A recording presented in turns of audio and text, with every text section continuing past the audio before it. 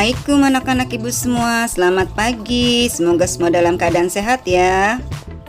Pada pertemuan kali ini kita akan mempelajari KD 3.1 menganalisis pasar dan 4.1 menentukan pasar.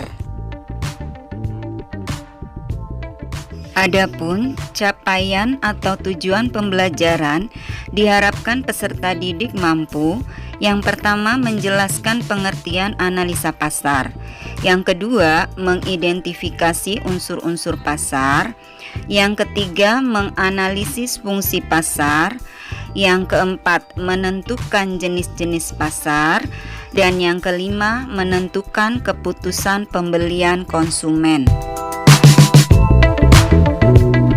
Berikut adalah peta konsep materi ajar yang akan kita pelajari hari ini.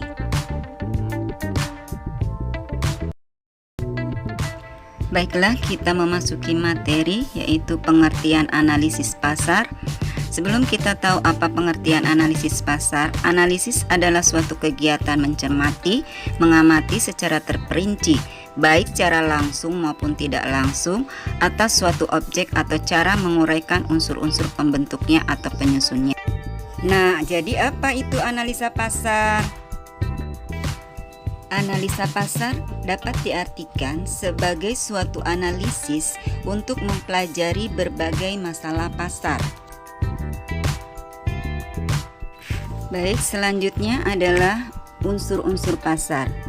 Dari gambar di sini bisa terlihat pasar terdiri dari pertama penjual, yaitu individu atau penyedia jasa atau produk. Kemudian yang berikutnya ada pembeli, yaitu suatu individu atau yang membeli produk tertentu untuk digunakan atau diproses kembali. Yang ketiga adalah produk, di mana segala sesuatu baik berupa barang maupun jasa. Dan yang keempat adalah transaksi jual beli, yaitu dilakukan oleh penjual yang menawarkan barang kepada pembeli hingga terjadi harga kesepakatan. Selanjutnya yaitu fungsi pasar yang meliputi atas 5 fungsi. Yang pertama adalah fungsi penetapan harga atau nilai. Harga suatu produk dapat berubah-ubah sesuai dengan kesepakatan penjual dan pembeli ataupun berdasarkan kondisi pasar saat terjadinya transaksi. Kedua adalah fungsi distribusi produk. Dalam kegiatan distribusi, pasar berperan sebagai distributor yang mempermudah produsen mendistribusikan barangnya secara langsung ke konsumen. Yang ketiga adalah fungsi promosi. Kegiatan promosi yang dilakukan di pasar juga lebih efektif karena ditujukan langsung kepada sasaran produsen. Yang keempat adalah fungsi penyerapan tenaga kerja. Dalam kegiatan sehari-hari, pasar melibatkan banyak pihak. Oleh karena itu, pasar juga berfungsi sebagai tempat penyerapan tenaga kerja. Yang terakhir adalah menyediakan kebutuhan di masa mendatang, di mana untuk memenuhi kebutuhan konsumen di masa depan, pasar berperan sebagai fasilitator yang dapat mengelola tabungan dan investasi. Materi berikutnya adalah menentukan pasar. Sebelumnya kita harus mengenal terlebih dahulu jenis-jenis pasar yang terbagi atas pertama cara bertransaksinya, yang kedua berdasarkan wujudnya, yang ketiga berdasarkan waktu terjadinya, yang keempat berdasarkan luas wilayahnya atau jangkauannya, dan yang kelima berdasarkan motif pembeliannya.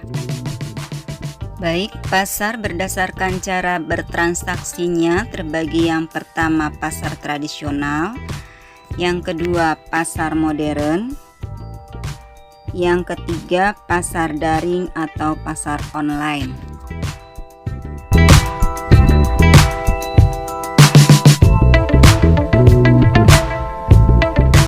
Pasar berdasarkan wujudnya terbagi dua, yaitu pasar konkret atau pasar nyata dan pasar abstrak atau pasar tidak nyata. Yang ketiga adalah pasar berdasarkan waktu terjadinya, terbagi atas pertama pasar harian, kedua pasar mingguan, 3 pasar bulanan, 4 pasar tahunan, dan 5 pasar temporer. Keempat adalah pasar menurut luas jangkauannya yang terbagi kepada 4. Yang pertama pasar lokal, 2 pasar regional, 3 pasar nasional, dan 4 pasar internasional. Yang kelima adalah pasar berdasarkan motif pembelian yang meliputi 1. Pasar konsumen atau pasar konsumsi, yang kedua pasar produsen atau pasar industri, 3 pasar penjual kembali, 4 pasar pemerintah, 5 pasar internasional. Nah, baiklah, kita sudah di penghujung materi terakhir, yaitu tentang keputusan pembelian konsumen. Dalam keputusan pembelian konsumen, tahap-tahap yang harus dilewati pembeli untuk mencapai keputusan. Yang pertama adalah pengenalan masalah. Yang kedua, pencarian informasi. Yang ketiga, evaluasi alternatif. Yang keempat, keputusan pembelian. Dan yang terakhir adalah perilaku setelah pembelian. Baik, di tahap terakhir, karena kegiatan pembelajaran kita menggunakan project based learning, untuk itu ada aktivitas kegiatan yang harus kalian lakukan dalam bentuk proyek. Nah, baik, silakan diamati gambar yang ada di sini. Ya, perhatikan dengan baik-baik. Di sini ada gambar 3 jenis pasar berdasarkan cara bertransaksinya. Ada pasar tradisional, pasar modern, pasar daring dan atau online. Ya, dimana gambar di atas ini adalah pasar yang sudah sering kita temui keseharian kita. Artinya kalian semua sudah mengenal ketiga pasar ini. Nah, di masa kondisi pandemi saat ini, coba kalian analisis mengenai ketiga jenis pasar tersebut. Masalah apa yang timbul dari ketiga pasar tersebut dalam keputusan pembelian konsumen sesuai dengan apa yang sudah Ibu paparkan tadi. Nah, untuk membuat proyek ada langkah kerja yang harus kalian lakukan dan perhatikan. Yang pertama adalah tentukan topik atau tema analisis pasar sesuai dengan kelompok kalian. Kemudian rancanglah langkah-langkah kegiatan penyelesaian dalam analisis pasar beserta pengelolaannya. Yang ketiga, lakukan penjadwalan semua kegiatan analisis pasar yang telah dirancang. Yang keempat, laksanakan rancangan analisis pasar yang telah kalian buat. Kemudian presentasikan dan publikasikan hasil karya analisis pasar yang kalian buat dalam bentuk PowerPoint. Dan yang terakhir, lakukan refleksi terhadap aktivitas dan hasil tugas analisis pasar. Demikianlah pemaparan materi menganalisis pasar.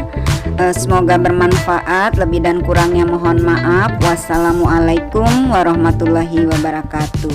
Terima kasih.